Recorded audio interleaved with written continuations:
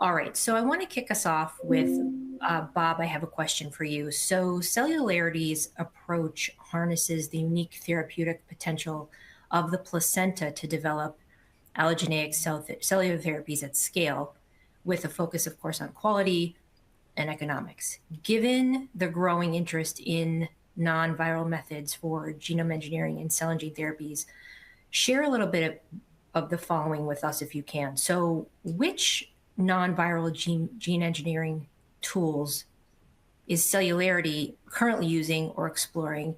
And how have you selected them, and what criteria are you using? Well, thanks, Aaron. First of all, I appreciate being with you today and with Paul.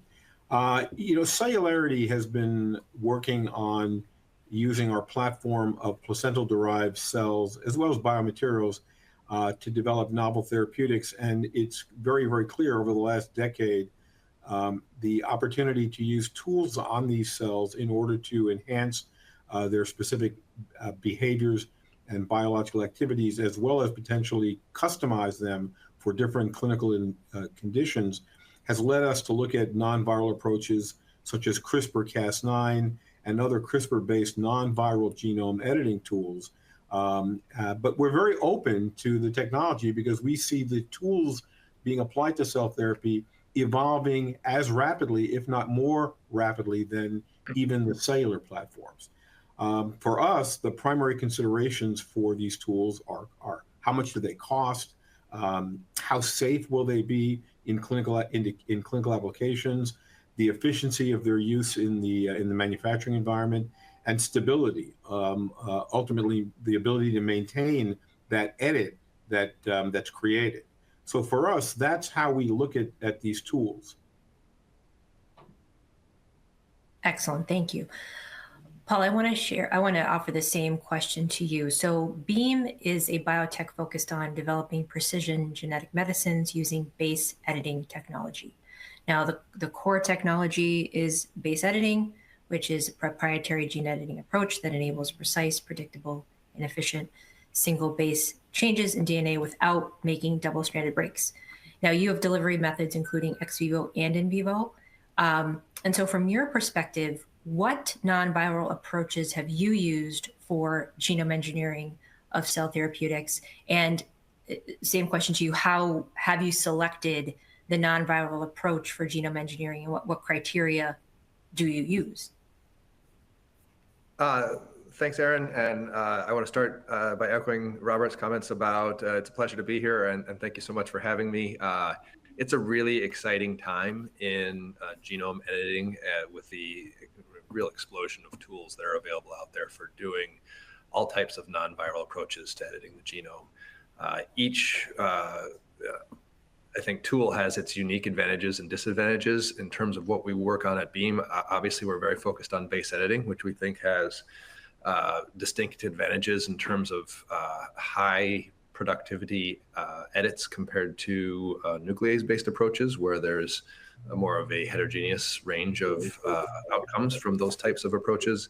But in order to deliver base editing components, as you noted, we use ex vivo approaches with electroporation. We use ex vivo approaches with LNPs. And then, of course, there's in vivo approaches where we largely focus on LNPs, but have looked at a few other things for delivering different types of genetic modifications. So base editing is really good at correcting a single base pair very precisely, but if you need to insert a larger sequence of genetic code, we've looked at things like transposons and large serine recombinases, and even prime editing as well. So there's a range of tools out there, and they have different pros and cons and use cases. Gotcha. Okay, and we'll get through all of that as we continue on with our discussion. But while I have you, what stage of development do you evaluate non-viral genome editing approaches, Paul? And is it pre or post drug candidate nomination? Can you talk us through that? I think it really is a cross-functional approach. You certainly need to have good design for base editor of both the editor itself and the guide RNA that targets it specifically to the site in the genome that you want to reach.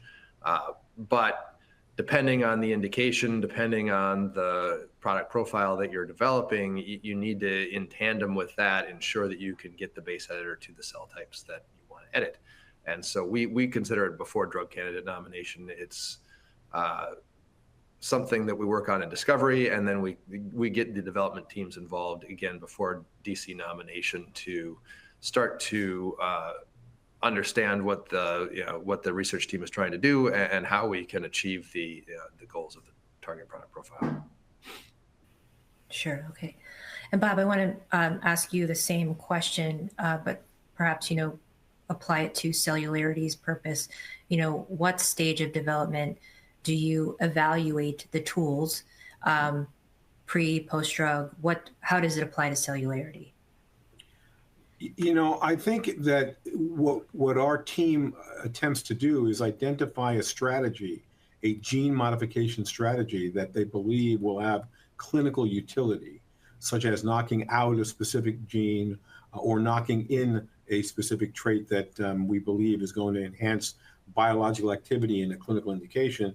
And then based upon that, we try and make the decision early based upon whether or not the tool is going to be effective within the economics of delivering a clinical stage asset, and creating a level of stability so that we have less concerns about long-term safety. We've used CRISPR and Cas9 to knock out certain genes in our placental-derived allogeneic cell therapies in order to enhance safety. That was initially one of the first applications of these technologies. And when you get knockout efficiencies that are high, like in the 90% range, that gives you a level of confidence that you can deliver a product that will, for example, have lower immunogenicity. And in those cases, that has implications in persistence of the cell therapy product as well as long-term safety. So, for us, and I think Paul explained it really, really well, we like to make these decisions early in the candidate development process rather than expend a lot of money playing with the edit and then deciding, well, you know what, we have to go back to square one and start again.